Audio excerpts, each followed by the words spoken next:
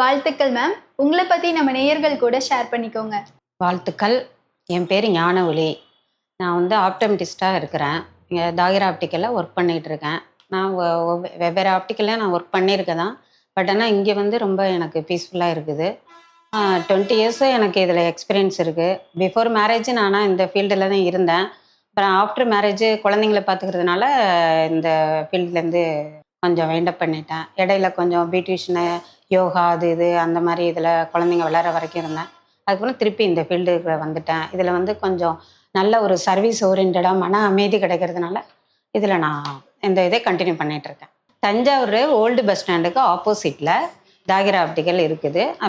திருவையாறு வணிக வளாக காம்ப்ளெக்ஸு, அது ஒரு பிரான்ச்சு. இன்னொரு பிரான்ச்சு தஞ்சாவூர்லேயே அப்ரஹாம் பண்டிதர் ரோட்டில், அது 50 இயர்ஸாக இருக்கிற ஆப்டிகல்ஸு. ரெண்டுமே நல்லா ரன் ஆகிட்டு இருக்குது. ரெண்டு இதுக்குமே நான் தான் ஆப்டோமெட்ரிஸ்டாக இருக்கிறேன். நம்ம தஞ்சாவூர்ல இருக்க தாகிரா ஆப்டிகல்ஸ்ல ஆப்டோமெட்ரிஸ்டா ஒர்க் பண்ணிட்டு இருக்கீங்க இல்லையா? ஸோ இதுல உங்களுடைய ஒர்க்கை பத்தி சொல்லுங்க.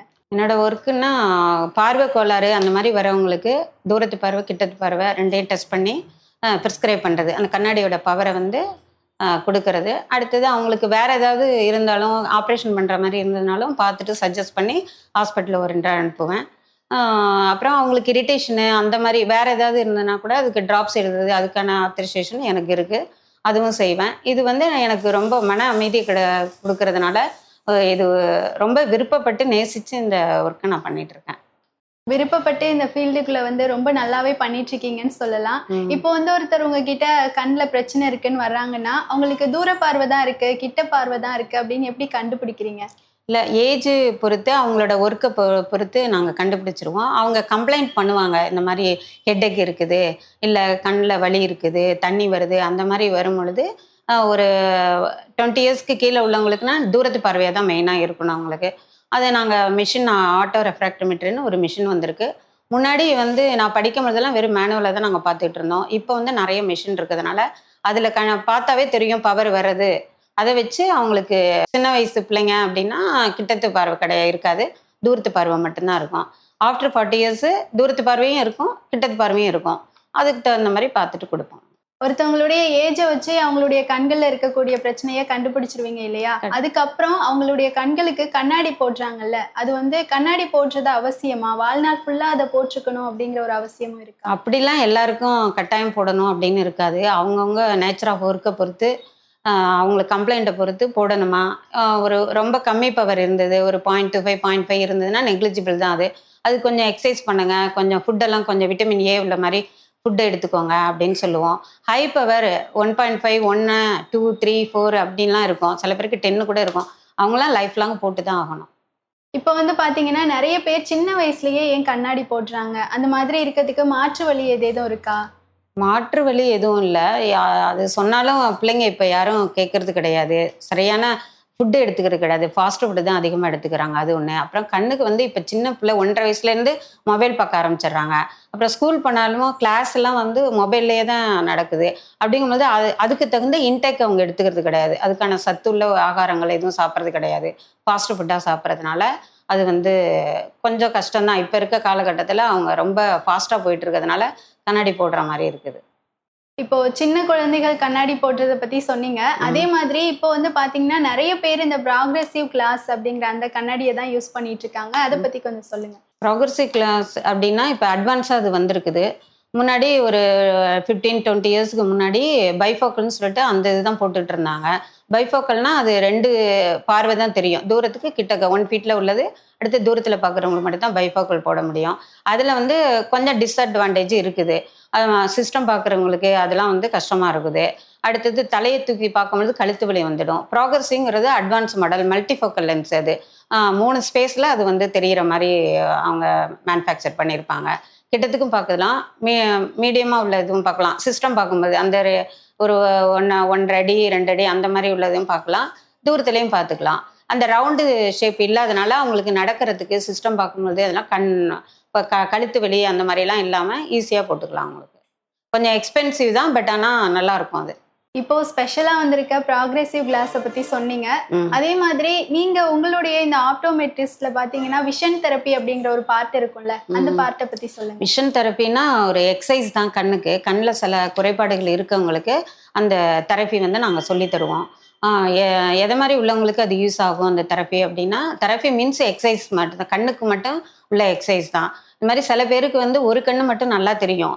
ஒரு கண்ணில் வந்து பார்த்தா தெரியவே தெரியாது. அவங்களுக்கு ஹை பவர் இருக்கும். அந்த மாதிரி உள்ளவங்களுக்கு அவங்க அப்படியே பேலன்ஸ் பண்ணாமல் போட்டிருந்தாங்க, அப்படியே விட்டுட்டாங்க அப்படின்னா அந்த ஒரு கண்ணு மட்டும் லேசி கண் ஆகிடுது. ஆம்பிளோப்பியான்னு சொல்லுவாங்க எங்கள் டெக்னிக்கல் நேமு. அந்த மாதிரி உள்ளவங்களுக்கு கண்ணாடியை பேலன்ஸாக கண்ணாடி அந்த கண்ணுக்கும் போட்டுட்டு அந்த நல்லா இருக்க கண்ணை க்ளோஸ் பண்ணிவிட்டு அந்த கண்ணாடி போட்டிருக்க கண்ணுக்கு வந்து எக்ஸசைஸ் நாங்கள் சொல்லி தருவோம். சில ஒரு 5-6 எக்ஸசைஸ் இருக்குது, அது பண்ணுவோம். அதுதான் விஷன் தெரப்பி அப்படின்னு எங்கள் பொட்டானிக்கல் நேம் அதான். ஒரு சிறந்த ஆப்டோமெட்ரிஸ்டா இருந்து விஷன் தெரப்பியை பத்தி சூப்பரா சொன்னீங்க. அதே மாதிரி இப்போ இந்த காலத்துல யாரெல்லாம் கண்ணாடி போடக்கூடிய சூழ்நிலை யாருக்கெல்லாம் அதிகமா இருக்கு? அதிகமாக இருக்குது அப்படின்னா இப்போ எல்லாமே ஐடி ஃபீல்டில் தான் ஒர்க் பண்ணுறாங்க, கம்ப்யூட்டர்லேயே தான் ஒர்க் பண்ணுறாங்க. படிக்கிற பசங்களாம் எல்லாம் மொபைலில் தான் படிக்கிறாங்க, மொபைலை பார்த்து தான் சாப்பாடு விட்டுறாங்க. அப்போ வந்து அந்த மாதிரி உள்ளவங்களுக்கு கட்டாயமாக கண்ணாடி பவர் அதிகமாகிடும். அதுக்கு தகுந்த அவங்களுக்கு வந்து விட்டமின் ஏ அதிகம் உள்ள ஃபுட்டு அவங்களுக்கு கொடுத்தாங்கன்னா நல்லாயிருக்கும். அதாவது கலர்ஃபுல் ஃபுட்டு, அதாவது எல்லோ கலர் ஃபுட்டு, அந்த மாதிரி பப்பையா, மேங்கோ, கேரட்டு, அந்த மாதிரி கீரை வகைகள், அந்த மாதிரிலாம் விட்டமின் ஏ அதிகம் இருக்குது. அது கொஞ்சம் எடுத்துக்கிட்டாங்கன்னா கொஞ்சம் கொஞ்சம் லேட்டாக கண்ணாடி போடுற மாதிரி இருக்கும். ஆனால் எப்படி இருந்தாலும் அந்த ஒர்க்கெல்லாம் அவங்களால குறைக்க முடியாது. இப்போ இருக்கிறதுல வந்து அந்த ஒர்க்கு அதிகமாக போயிட்டு இருக்கிறதுனால மற்றபடி எக்ஸசைஸ் பண்ணிவிட்டு கண்ணுக்குள்ளே எக்ஸசைஸ் இப்போ சிஸ்டம்லாம் பார்க்குறாங்க அப்படின்னா கொஞ்சம் நேரம் கண்ணு மூடி ஒரு 1 மினிட் ஒரு 2 மினிட்ஸ் அதுக்கு ரெஸ்ட் கொடுத்துட்டு திருப்பி அந்த ஸ்க்ரீனை பார்க்கணும். இல்லை லாங்காக கொஞ்சம் தூரம் பார்த்துட்டு அதுக்கப்புறம் பார்க்கணும். கண்டினியூஸாக ஒரு 8 ஹவர்ஸ் 7 ஹவர்ஸ் பார்க்கும்போது கண்ணு வந்து ட்ரை ஆகிடும். ட்ரை ஆகும்போது அவங்களுக்கு இரிட்டேஷன் வந்துடும். அந்த மாதிரி உள்ளவங்களுக்கு தனியாக கிளாஸ் இப்போல்லாம் அட்வான்ஸாக நிறைய கிளாஸ் வந்திருக்குது. கோட்டிங் கிளாஸ் அப்படின்னு சொல்லிட்டு சிஸ்டம் கிளாஸ்னு வந்திருக்கு. அது போட்டு சொல்லி நாங்கள் சஜஸ்ட் பண்ணுவோம். இப்போ ஒரு ஆப்டோமெட்ரிஸ்டா 20 வருஷமா இந்த ஃபீல்டுல இருந்துட்டு இருக்கீங்க. ஸோ நிறைய பேருக்கு கண்ணில் இருக்கக்கூடிய பிரச்சனையை பார்த்துருப்பீங்க இல்லையா? ஸோ அப்போ கண்ணில் இருந்த பிரச்சனைக்கும் இப்போ கண்ணில் இருக்க பிரச்சனைக்கும் கண்ணாடி போடுறவங்களோட எண்ணிக்கை வந்து இப்போ அதிகமாக இருக்கா குறைஞ்சிருக்கா? கட்டாயமாக அதிகமாக தான் இருக்குது. முன்னாடி இவ்வளோ பேர் கண்ணாடி போட்டது கிடையாது. ஆனால் இவ்வளோ பேர் வந்து வெளி உலகத்தில் வந்து இவ்வளோ ஒர்க் பண்ணது கிடையாது. அதுவும் ஒரு காரணமாக இருக்கலாம் இப்போ கண்ணாடி போடுறதுக்கான. முன்னாடி லேடிஸே வந்து படிச்சுட்டு வெளில வரவங்களே பெரிய விஷயம். ஒரு டிகிரி படிக்கிறாங்க அப்படின்னா இப்போ எல்லாருமே வந்து நிச்சயமாக காலேஜ் போகிறாங்க, பெரிய படிக்கிறாங்க, சிஸ்டம் ஒர்க் பண்ணுறாங்க, மொபைல்லையே படிக்கிறாங்க, மொபைலில் நிறைய வந்து கிரியேட்டு பண்ணுறாங்க. அப்போ வந்து அதுக்கு தகுந்த கண்ணோட இது அஃபெக்ட் ஆகும் இல்லையா? அதுக்காக இப்போ இருக்க காலகட்டத்தில் நிறைய பேர் கண்ணாடி போடுற மாதிரி தான் இருக்குது. Super ma'am. இப்போ வந்து கண்ணாடி போடக்கூடியவங்களோட எண்ணிக்கை அதிகமாக இருக்கு இல்லையா? அதே மாதிரி அந்த காலத்துலயும் சரி இப்பவும் சரி இந்த ஆப்டோமெட்ரிஸ்ட் ஃபீல்டில் வந்து டெக்னாலஜி எல்லாம் வளர்ந்துருக்கா இல்லை குறைஞ்சிருக்கா? இல்லை ரொம்ப அதிகமாக தான் இருக்குது. நான் படிக்கிறப்பெல்லாம் வந்து இவ்வளோ மிஷினரிஸ் ஃபஸ்ட்டு கிடையாது. இந்த மாதிரி டிரைவிங் பண்ணும் பொழுது கண்ணு வந்து அவங்களுக்கு கிளார் அடிக்கும். அதுக்கான கோட்டிங் இப்போ வந்திருக்கு, அட்வான்ஸாக வந்திருக்குது. அடுத்து சிஸ்டம் பார்க்கும்போது அதுக்கான கோட்டிங் வந்திருக்கு. முன்னாடி வெறும் ஒயிட் லென்ஸ் மட்டும்தான் இருந்திருக்கு. ஃப்ரேமாக அதே மாதிரி ஷெல் டைப்பு ஒரே ஒரு ஃப்ரேம் மட்டும்தான் முன்னாடி இருந்திருக்கு. இப்போ வந்து சூப்பரா ஃப்ரேமு, ரிம்லெஸ்ஸு, லேட்டஸ்ட் மாடல் நிறைய ஃப்ரேமும் வந்திருக்கு. அப்புறம் மிஷினரியும் வந்து நிறைய வந்து நாங்கள் மேனுவலாக தான் முன்னாடிலாம் நாங்கள் பார்த்துருக்கோம். இப்போ வந்து ஆட்டோ ரெஃப்ராக்டோமீட்டர்னு ஒரு மிஷின் வந்திருக்கு, ஸ்ட்ரிட் லேம்ப் வந்திருக்கு, ஆப்தல்மாஸ்கோப் வந்திருக்கு.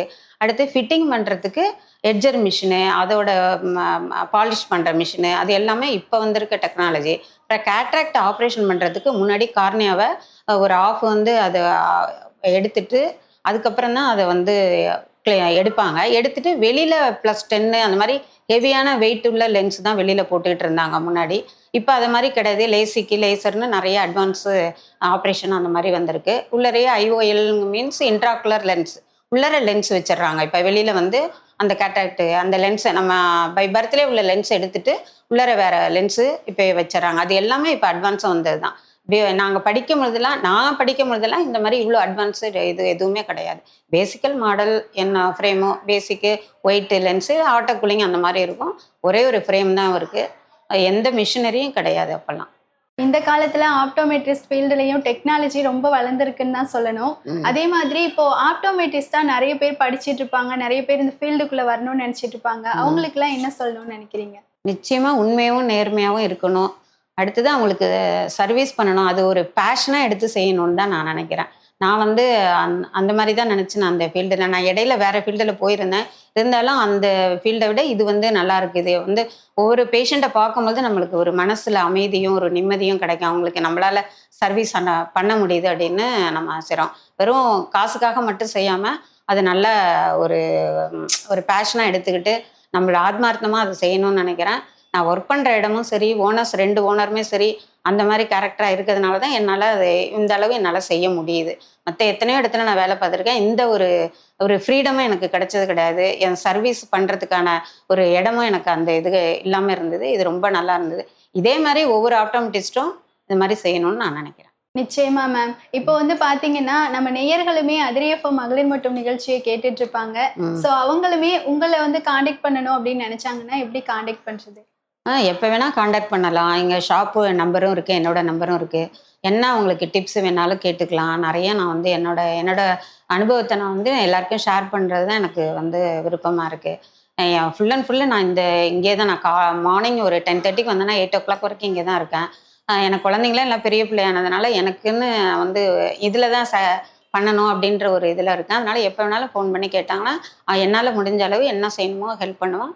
எங்கள் ஓனரை நான் சொல்கிறத கேட்டு அவங்களுக்கு என்ன செய்யணும்னு தோணுவா நிச்சயமாக செய்வாங்க. கண்டிப்பா மேம். இது வரைக்குமே ஒரு ஆப்டோமெட்ரிஸ்டா இருந்து நிறைய பயனுள்ள தகவல்களை ஷேர் பண்ணீங்க. இப்போ லாஸ்டா நம்ம அதிரை எஃப்எம்க்கும் அதிரை எஃப்எம் நேயர்களுக்கும் என்ன சொல்ல போறீங்க? எனக்கு இந்த மாதிரி ஒரு ஆப்பர்ச்சுனிட்டி கொடுத்தது, என்னோட எக்ஸ்பீரியன்ஸை வந்து எக்ஸ்பிரஸ் பண்ணுறதுக்கு ஒரு ஆப்பர்ச்சுனிட்டி கொடுத்ததுக்கு அதிரை எஃப்எம்க்கு நான் ரொம்ப நன்றி சொல்லிக்கிறேன். அடுத்து நேயர்களுக்கு எப்படின்னா, அவங்களுக்கு வந்து இந்த மாதிரி அவங்க ஹெல்த்தை வந்து எப்போதுமே நல்லா பார்த்துக்கிற மாதிரி கண் ரொம்ப முக்கியம். நான் வந்து கண்ணுக்கு நான் படிச்சிருக்கிறதுனால அதுக்குள்ள என்னால் ஒரு சின்ன டிப்ஸ் கொடுக்கலாம் அப்படின்னு நினைக்கிறேன். இது மாதிரி ஃபுட்டு ஃபஸ்ட்டு நல்லா விட்டமின் ஏ அதிகமுள்ள ஃபுட்டை வந்து ஃபஸ்ட்டு எடுத்துக்கோங்க. அடுத்தது கண்ணுக்கு வந்து எப்போதும் வந்து ஒர்க்குன்னு போயிட்டு இருக்காமல் கண்ணுக்கு அப்பப்போ ரெஸ்ட்டு கொடுங்க, நல்லா தூங்குங்க, நல்லா தண்ணி குடிங்க. அதுதான் அந்த நேயர்களுக்கு என்னோட சொல்லிக்கிறேன் நான்.